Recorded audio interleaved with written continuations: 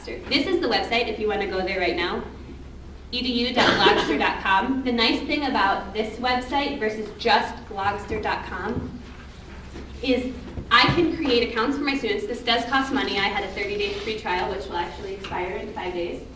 Or, yeah, well, that's a 6, but it shows you a lot. It shows this is my example that I made for my students, which they thought was so amazing. And now once you look at some of theirs, you'll realize that mine was nothing. We created this poem in class together.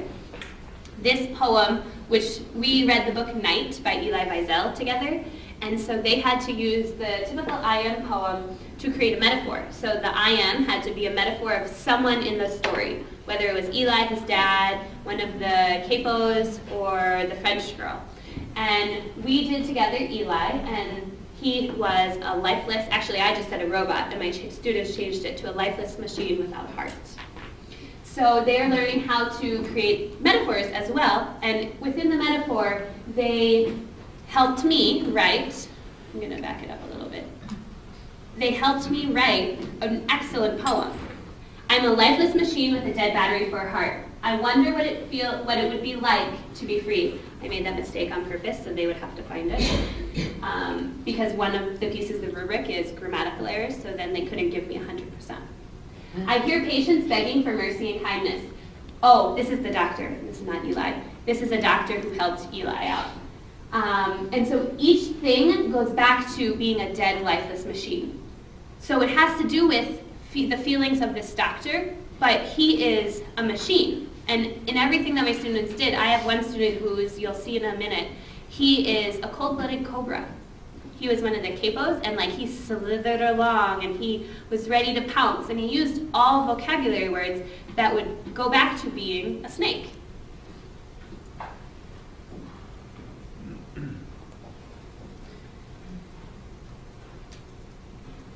And so my students, I asked them, I said, so why would I put in a picture of a robot with a heart, which I got creative comments. And at first they didn't understand, and then they're like, oh, because he's a robot without a heart.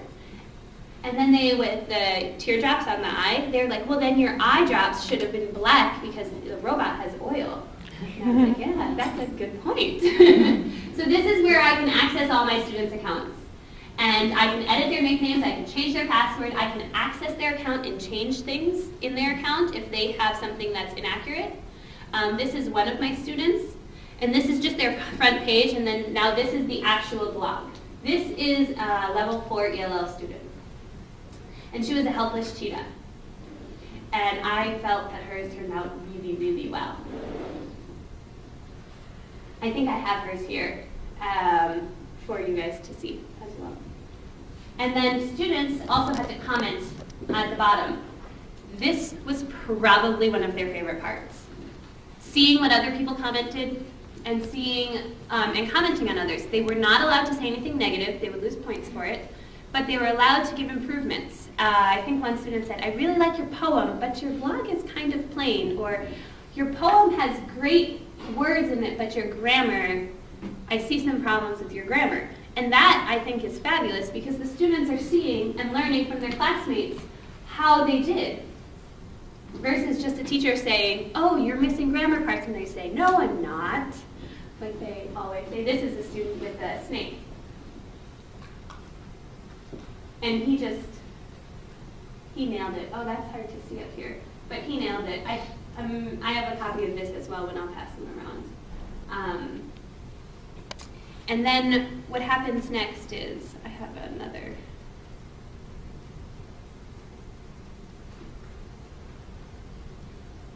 And now after the glogs, if you notice, I just clicked on that picture. He did not cite his pictures. Any pictures that they used, they had to cite. And by citing, all they had to do is add a hyperlink to it. And so I taught them how to do this and they understood, but this student must have forgotten, so he'll lose some points on it. And I'm taking you now to a student who did cite, so then you can see what it looks like when you know that they've cited. I'm taking you back to Angelina's. See, if you just put your hand over it, circle in pink, and then if you click on it, it takes you to the website where she got her picture from. So it teaches them how to hyperlink as well, and understand that this is important because it's not their picture. It's somebody else's picture that they have to say, hey, I got this here. Kerpoof is the website I decided to use with my 5th graders. They have not even gone on to Kerpoof yet, they've just started the process. But it's this website that lets you have a couple different storylines. There isn't too much differentiating in this, in the sense of too many things for students who have never done many activities online. I was trying to find a good middle ground of learning how to create a digital story and having some scaffolding in place. So it wasn't just, hey, create an iMovie with all the different bajillion ways that they could edit an iMovie, which some kids I know would get it, hands down. But then other kids, it's just too much. And also, truth be told, we have to be out of the computer lab by the 24th because we have map testing coming up. So it's not something that could take a really long time. Yeah, I don't know where it's going to next. Oh, so you can save these. I have an account. You can get a free teacher account. You have to apply for it, but you can get a free teacher account where then you can add students to your account. Kerpoof is free. Glogster, just the plain Glogster is free, but the EDU Glogster, where you can add students, the benefits to the teacher accounts of these is you can add students without them needing to have an email address, which is really great. And this is where you can sign up for accessing the teacher account with Kerpoof. Glogster, I think, for a classroom of 30 is $20-some a year. But for me, I would need the classroom of 100 or 250 because I have the middle school. But the benefit is if you work with another teacher, they could sign up and get the $20 and you make it cheaper. But if you want to just try it out with your kids, 30-day free trial. And that's what I chose to do.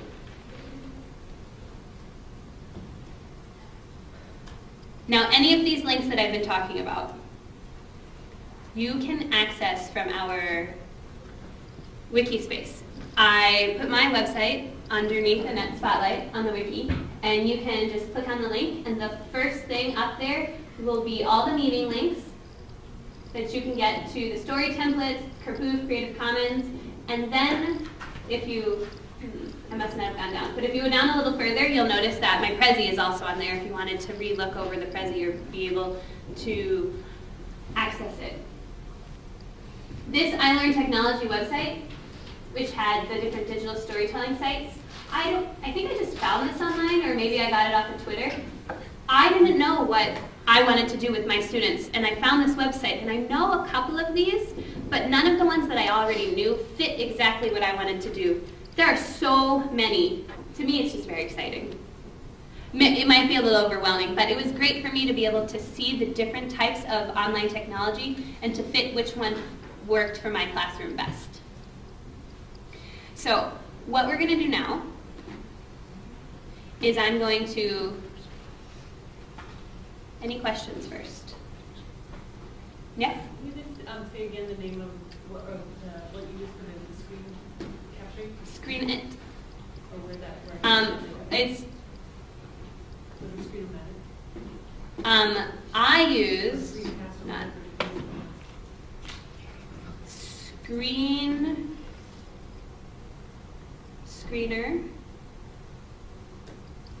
Recorder ST. I just searched on the App Store for a screen recorder. And this one is free temporarily. It's usually $2.99. So if you want it for your app, for your Mac, you can get it on the App Store. And then you can just change how big this is, and it'll let you record for 2.5 minutes, anything that you want. Which is also great if you have YouTube videos you want to show in your class, and then you can record it at home and then bring it to school, because you can't show them YouTube videos from the school. It's really great. But I also know John had a couple of ones for Windows machines, but those did not work on my machine. So what I'm going to do, any other questions? Actually, I'm going to add something there. Minneapolis as a district has some type of podcasting system that basically if you email IT, it's available to any teachers as well. I'm not sure exactly what it's called, but I believe it's called Podcaster. we'll get a little more information on that. It does a screen recording. And it's something that you could, even though, like, let's say you have PowerPoint, you can speak over it or screencasting, but that's something available, I learned yesterday, to Minneapolis teachers. We'll get a little more information on that. Nice. Yep. Okay, so I'm going to show you how I figured out my digital storytelling with my 5th graders first, and the process I've gone through with them so far. And then I'm going to go back to Glogster, and then you guys are going to get an opportunity to play with Glogster. I created accounts for all of you. So, in my grad class, I actually received this World of Digital Storytelling. It is a very short article that you just fly through. I highly recommend this article. You'll notice all my notations on it. But some of the most important things I learned from it is the fact that when you're creating a story with students, if you start with the technology, they'll go wild. But if you start with the base and you start with having a good story for them, then the technology comes around it. You notice on page 2, I believe, it talks about the different important pieces of having the story be first. And so what I did with my students was they had to create a story map. I have a blank side for you, and then the side of the one that my students and I did together as a class, so they knew exactly what I expected of them. Then what they got to do is they got to create their own story. And then the other teacher and I, Mr. Braun, we walked around and we were able to help and have individual conferences with each student to make sure they had a good conflict. They had a good resolution that had a transformation at the end. And we had to teach them what that meant, but we were able to walk around to each student and make sure they had a solid story to start with. They're in 5th grade, so we're teaching them how to create these stories, but they needed to have some sort of solid story to start with. Now, if you notice on the top, I have the genre options. That's because they only have these 6 storylines on Kerpoof, so they needed to go off of that. Then what they did was they have a storyboard template, and they actually had more pages than this, but they had to number their pages and first write out their story, what would show on each page that they were explaining, and then have a little picture that goes with it. So now when they go to the computer lab next week, they know exactly what they're putting on that page. Time is not wasted and time is not lost. They know what they're envisioning and they know what it's supposed to look like. But before we've even gone to the computer lab, what they did yesterday and today is they had to orally share their story with the class without using a piece of paper to the best of their knowledge. They practiced first with partners, and then they figured out how hard or easy it was if they needed to practice some more, and then they had the opportunity to stand up with the microphone in front of the class and tell their story. The important thing for these kids is to know that they can't mess up because they created the story. So if their story changes a little bit, that's fine. It's their story. So it gives them a little bit more of a relief when they're thinking about, hey, I can't mess up the story, but it's their story. And so they had to come up and present orally, and now on Tuesday when we get back, they will be learning how to use Kerpoof. They have logins that I created for them, and the really cool thing about Kerpoof is when you create logins for them, it gives you, as the teacher, the opportunity to print login cards for all the kids. It's great. So you can explain it to them, but then they can take these login cards, and if they have the ability to go home, they can do more of this at home. And then you don't need to restate yourself 20,000 times. Any questions on Kerpoof and digital storytelling? No? Okay, so now we're going to go to Glogs. So what I did with my students was they had to create this poem first, and then they had to think about everything in their Glog had to do with their poem. I have some examples here that I'm going to pass around.